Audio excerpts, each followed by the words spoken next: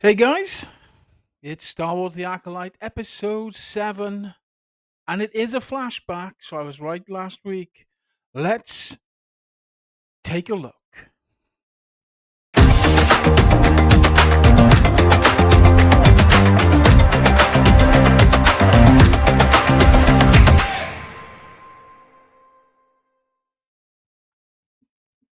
We open with a recap of episodes 3 and 5. Recap for episode 3, completely unnecessary since we're going to be watching the whole thing again right now. And episode 5 is Osha gets taken to Epstein Island, or the Star Wars equivalent of it, and some weirdly sexual shenanigans happen, which Leslie Headland, former personal assistant to Harvey Weinstein, should know better than to do, given the reputation of her former employer. Congratulations, Leslie, you played yourself. Okay, now onto the actual episode. We have Saul and crew collecting samples on the planet because this planet was supposed to be dead because of a hyperspace accident, but it's not dead at all, and there's teeming with life. So they're trying to find out why. This is Agri-Core stuff. This is stuff that the Jedi, failed Jedi, and the Agri-Core usually do. They go off to these worlds and find out why these things happen. Why would you send a master, two knights, and a Padawan to do this? Doesn't make any sense to me. But whatever. Okay.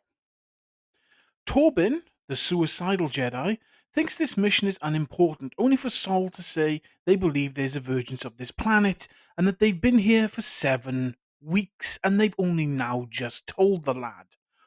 Wouldn't that be in the briefing before you go?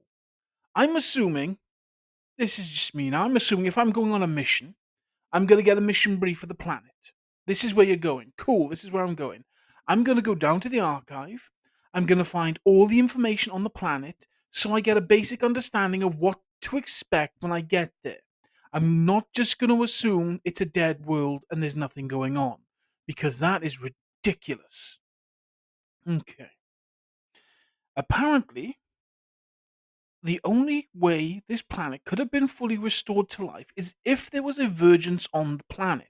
Now, are they implying that the lesbian space witches somehow brought life back to the planet? Or are they implying that the planet itself is a vergence? They don't make this point very clear. We then go on to a little campfire bit, which the Jedi Master Torbin here, who is now a Padawan Torbin in this episode, is whining and complaining about wanting to go home.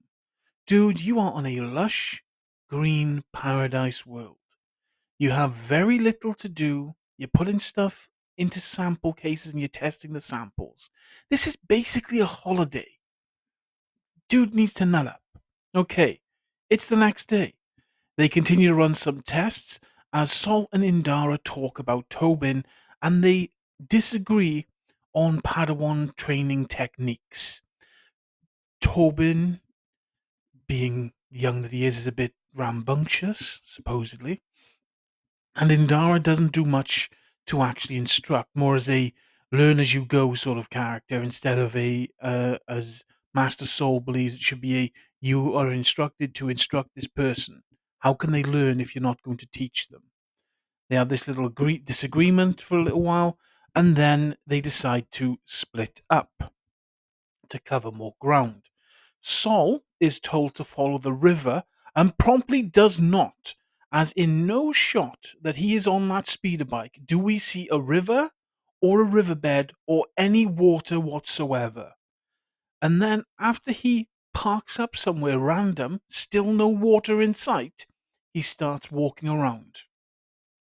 He spots the bunta tree and the sisters having their little argument. Though from his point of view, he only sees May torturing that small bird.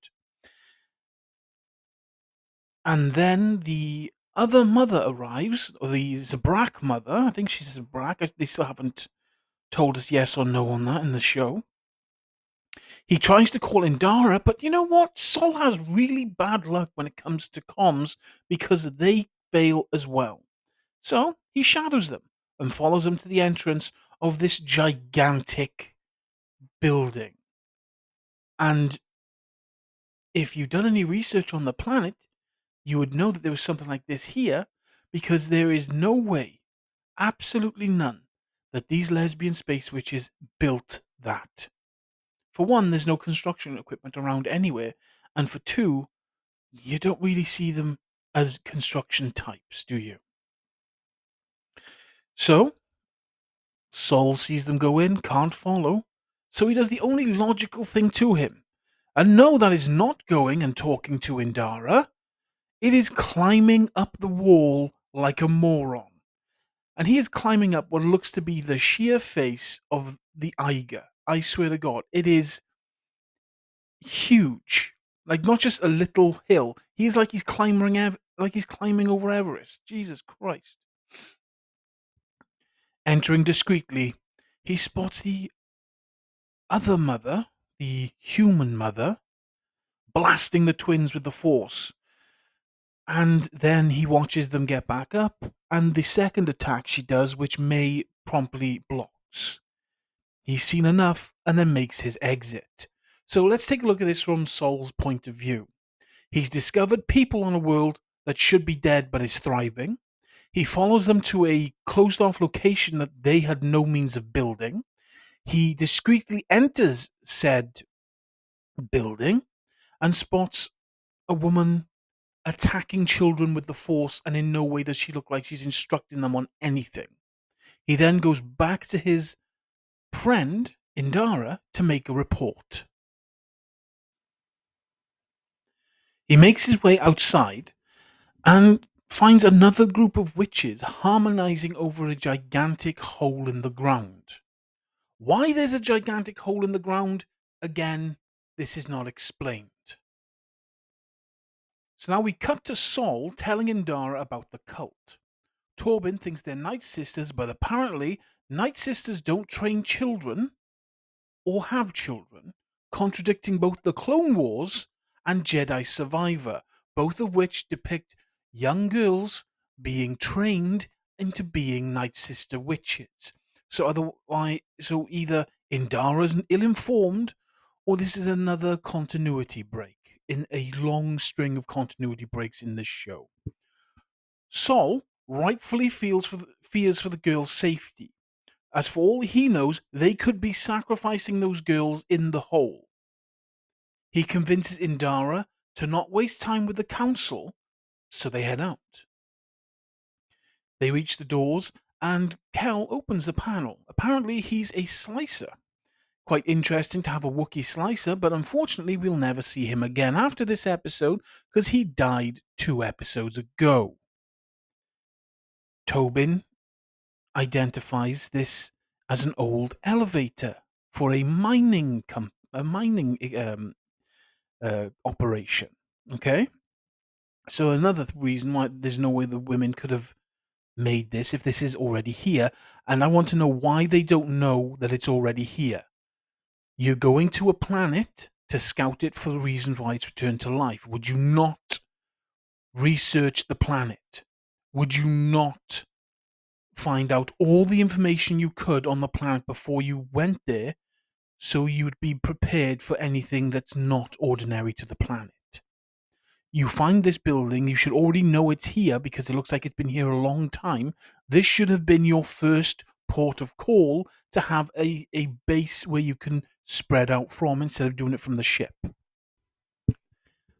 Master Indara, trying not to escalate the situation, decides to go in alone until Saul reveals to her that there are at least 50 witches in there. So she agrees with Saul and with Tobin, and they all go in together. They enter, similarly to episode 3, but here we get a little bit more meat on the bone of the interaction between the human mother and Padawan Tobin here. She pulls a reverse Galadriel here, breaking into Tobin's mind and, like a Sith, manipulates him with his desire to go home, forcing him to his knees. And this is pure dark side. She is in his mind. We see in his mind there is nothing but darkness and shadow, and he is trapped in this location by himself with her circling him like a predator. She basically mind rapes Tobin here. And basically, Osha is the thing that saves him. She stops her mother from going any further here. So good on Osha for being a good character here. Now, as Tobin is getting violated in a way that no one should ever be violated, we can hear in the background the interaction that we get from episode 3. The Jedi saying that they would like to test the girls, and the only reason that Tobin is even saved is because Osha's loud enough to break her mother's concentration on the mind spell that she's putting on him, saving his mind. Back at the ship, Tobin is visibly traumatized. He can't even look at his master. He is so traumatized. Indara compliments Saul's quick thinking. This has given Indara time to contact the council, and Saul reveals that he feels a connection to Osha and that the Force is telling him that she is his Padawan. And that's not creepy at all. Fully grown man perving on a young child, and then saying, "Ooh, the universe wants me to have this child as my pupil." That's not weird at all. Indara shoots him down immediately as she tells him, "Do not mix your desire with that of the will of the Force."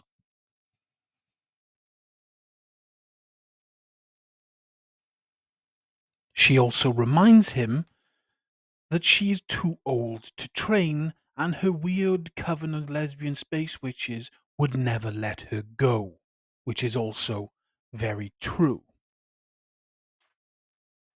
Sol responds with, "They marked her sister with dark magics."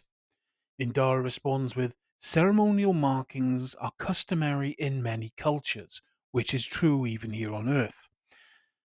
They're pushing Sol here as a villain, I think. They're trying to make him obsessed with Osha. He tells her Osha isn't marked and that she agrees. She could have resisted, but they don't know. Sol is solely concerned with Osha's safety here, but Indara warns him not to confuse his desires with that of the Force. We cut to Tobin, who is trying to center himself outside the ship, but the sound of the music here and the whispering we hear leads me to believe that he is still fully messed up by the mother and her magics. At least that's what the sound design seems to be trying to convey here. And it's the ominous whispering underneath the music as a major like thing for that for me. It could be I'm mistaking something in the sound myself, but that's what it sounds like. He senses the lesbian space witches, and we see them approach. Inside the ship, Tobin is escorting May and asks her for a blood sample. After the test, they ask May about Ascension and the ceremony that she was taking part in, and she brings up some major red flags, talking about walking through fear and that everyone must be sacrificed to fulfill their destiny. That literally screams human sacrifice. Like they were literally going to have these girls thrown into that gigantic hole in the ground. Like something really messed up like that. Like this is not a, oh, it's a little ceremony. We touch the force and we ascend to a higher plane. No, this is like, no, we're gonna toss these girls down that big hole and their blood will paint the way to the future. They know May was instructed to fail, so they change track with Osha. As they talk, we see Tobin looking none pleased with this, and he shares a look with Indara. We cut to after the test on the Jedi ship, and Tobin asks, "What now?" Indara instructs him to run the blood samples she has collected, and the samples he has collected, and she contacts the council for instructions. But they should continue taking samples outside until the council contacts them. Sol reminds her that OSHA passed, but Indara is insistent that it is a council decision, and at the end of the day, it actually is. Sol starts to get impatient. Not a good thing for a Jedi, least of all a knight who is going to be becoming a master. Indara arrives with the news the council has said no. Tobin and Sol both believe that there is something wrong here, with the coven especially. Tobin, whom was mind raped, is not in his right mind, so I can understand him doing that. But Master Sol here, it seems a wee bit out of character for what we know. The council won't come to them, and they won't let them return home, effectively leaving them in this grey stranded area, only for the blood samples to come back, and they identify that the girls are somehow completely identical, as if they are one being hewn in two by the power of the Force. And Sol says only a virgin can create something powerful enough to do that. This is the evidence they need to tell the council that there is a virgin here that needs to be studied. But what does Tobin do? Tobin, who is still recovering from this mind rape, says, "This is it. All we need to do is take the girls, show them to the council, and this will be it. I can go home and I don't have to be in on this lush green paradise anymore."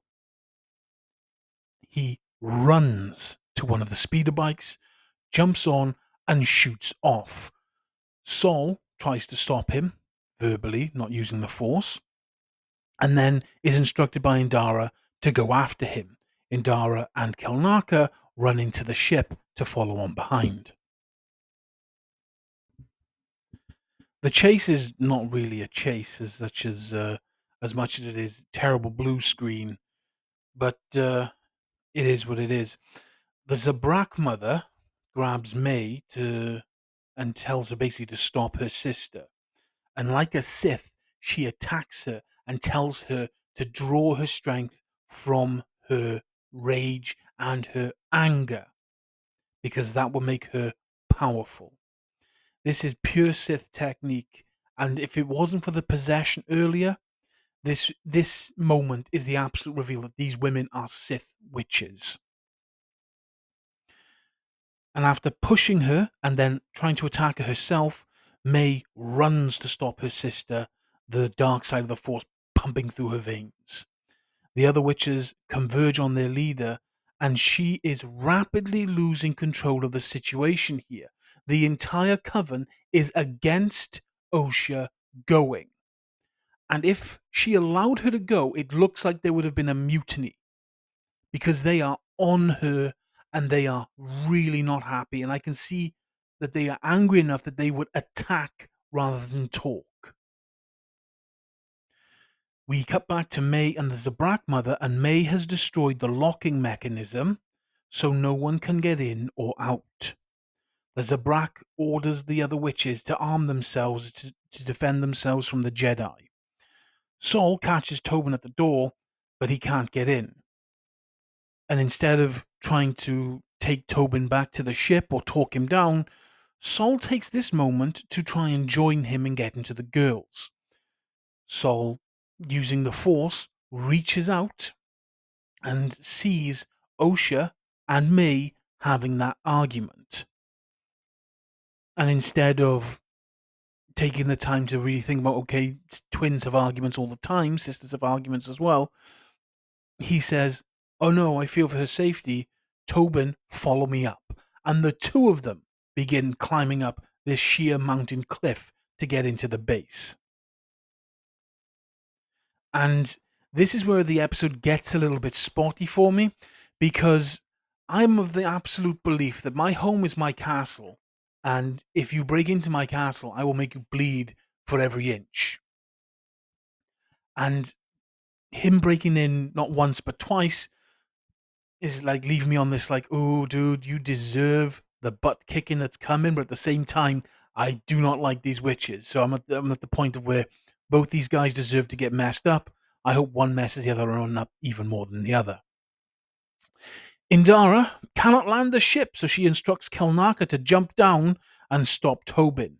And the Zabrak is now pushing for a confrontation. It's not even a little bit of a like, oh, no, she is armed all the witches. They are preparing their magics. They are going to fight.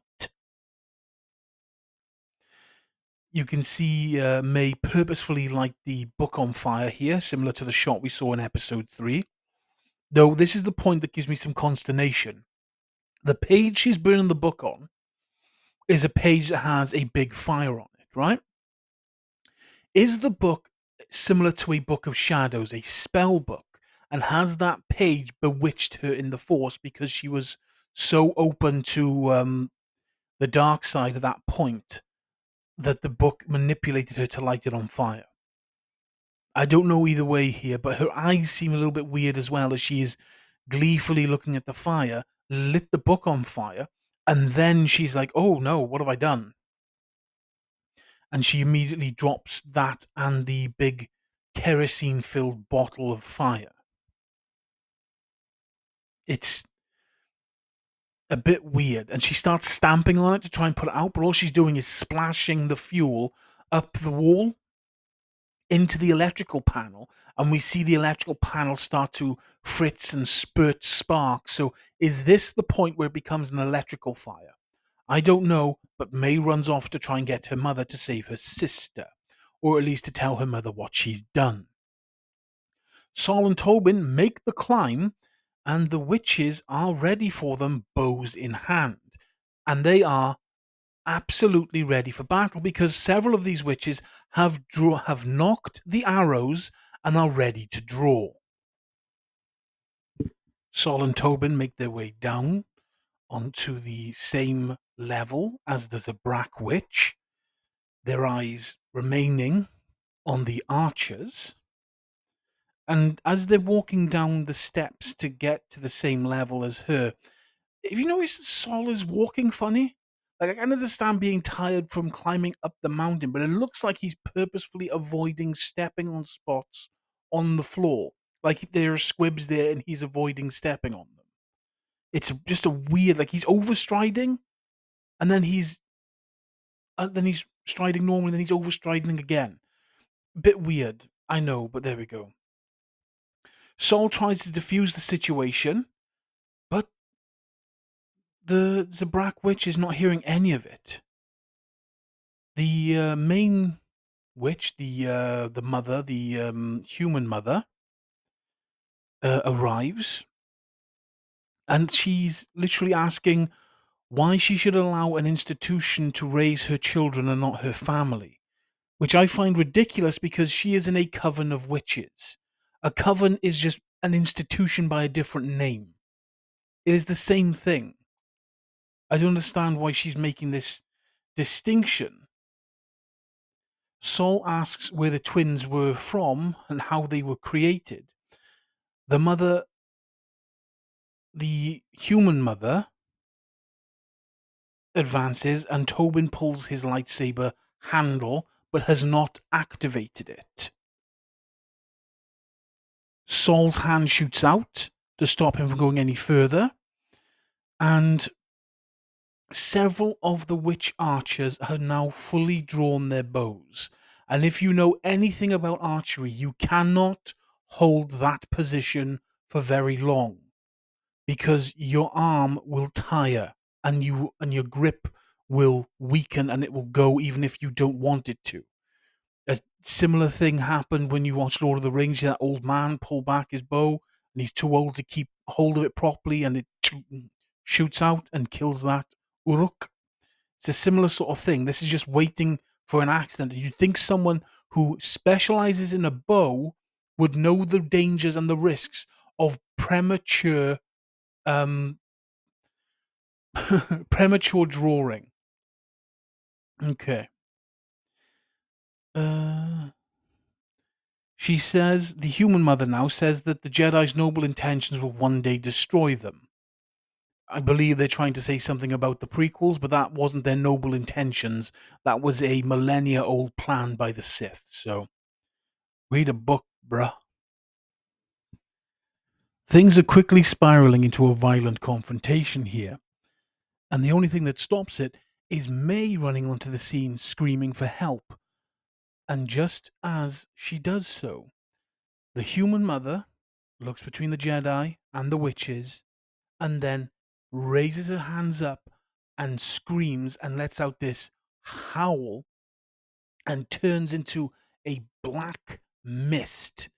Like she turns into what looks to me to be a flicking ring wraith of a character.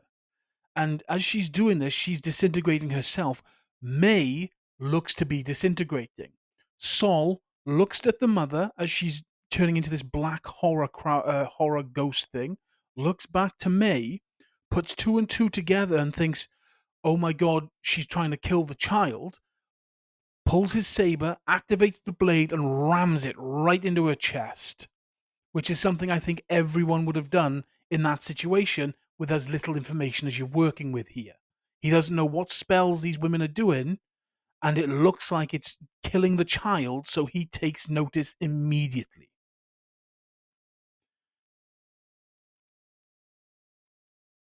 The spell stops, and as the witch is dying, she tells Saul that she was going to let Osha go with them anyway, so why didn't she open with that? Why did she arrive at this meeting and bring aggression with her instead of trying to diffuse the situation?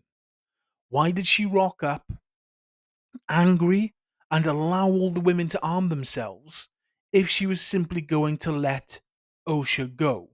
This furthers my point that she had at this point lost control of the situation and lost control of her coven. Because the Zabrak mother, had armed everyone and got everyone hyped up for battle. She made no movement, no word, nothing to try and diffuse the situation. She came in with hostile intent and got hostile intent in return.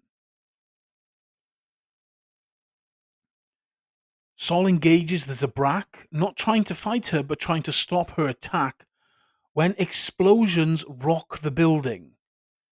He orders Tobin to go in and save the twins as the Zabrak mother steps back. We follow the camera here. The steps back, smiles at him like a really like evil "I have you now" gadget sort of smile. Turns into black mist like the human mother was, and disappears. And it's not just her that does this, because as the camera pans back around, we see the entire line of witch archers who have just shot their arrows at Tobin. This entire line of them have vanished into thin air, as if they have done the same maneuver, turned into this black coal miner's lung, and then flew away. And what's revealed is she has taken control of Master Kelnaka, the Wookiee. And this is a bad thing for everyone, as the Wookiees, as a species, have a vast amount of strength. Kelnaka attacks.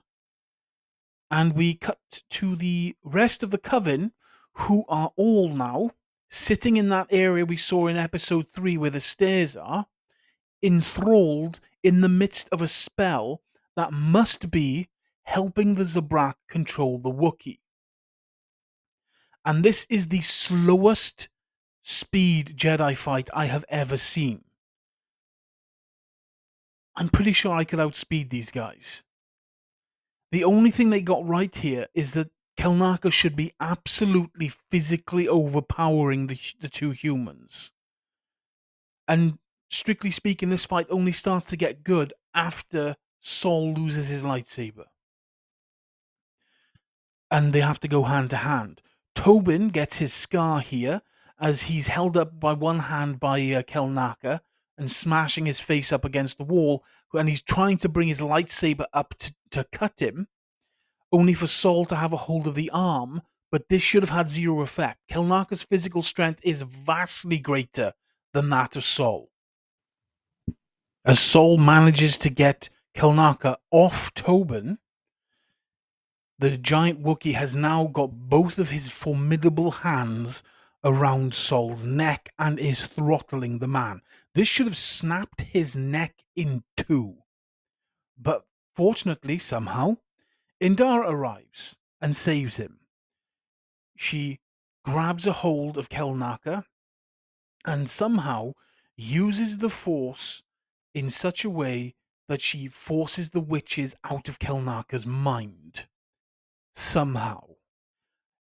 And episode 3, we see this big deal about the power of many. And so much for the power of many. One Jedi just took out this coven of 50 witches by forcing them out of one other Jedi. What was the point in the power of many? What does that even mean if your entire group is undone by one individual? That makes no sense. About as much sense as the rest of the series, I suppose. She orders Saul to get the twins. He hesitates for a minute, then she has to shout at him, and he does. He runs into the building, and he sees the room full of witch corpses, and then he sees the twins on the bridge, and the bridge looks like it's going to fall. And instead of grabbing the twins, the genius that he is, he grabs the bridge. Why would you grab something that weighs several tons with the Force that's going to be difficult for you to hold instead of grabbing the much lighter twins? It's absolutely ridiculous because then it pushes him into this, well, I can only save one, I must sacrifice the other. And he drops the bridge part that he's holding there for May and then tries to save Osha. And instead of then again using the Force to pull her to him, he runs like a chump into there and catches her with his actual physical hand instead of the Force. And then we get the thing from episode 3 where he's leading her out and she's all distraught about the massive amount of corpses just hanging around. But notice that the Zabrak mother is not amongst the dead. I believe that may be a payoff later. In the next episode, perhaps.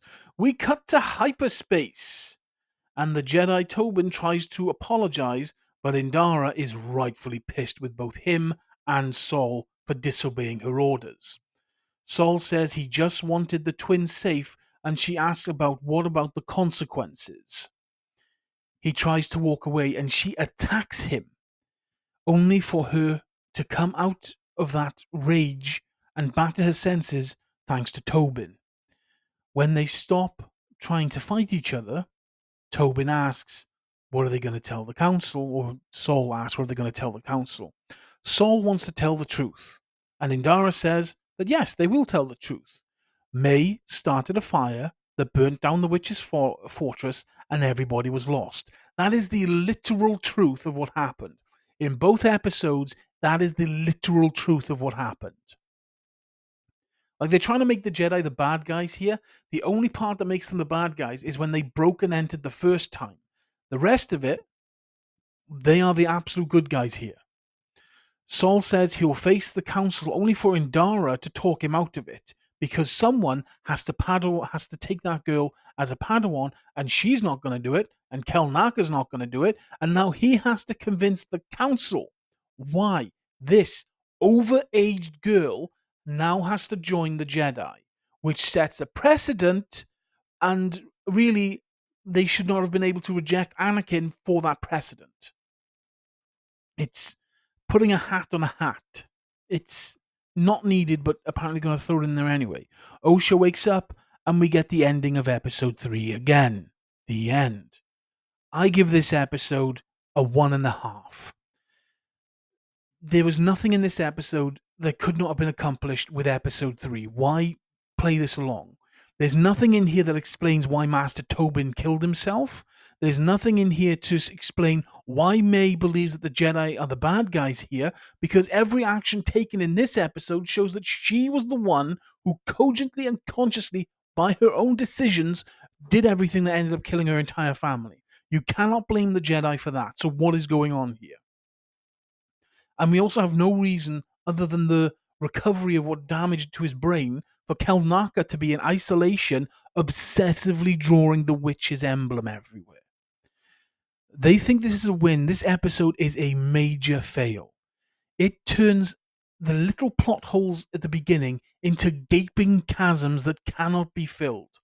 And unless they're going to wrap everything up in the next episode, this episode makes this entire series worse for having seen it. This is a fail, and it is a hard fail. I don't know how you can defend it. Some people will, I'm sure. I'm Big Nate. This is my chronicle. This was my review of Star Wars The Acolyte, Season 1, Episode 7. Please like, comment, and subscribe, for the algorithm is the bane of all existence, and I will catch you guys somewhere down that road. Big Nate, out.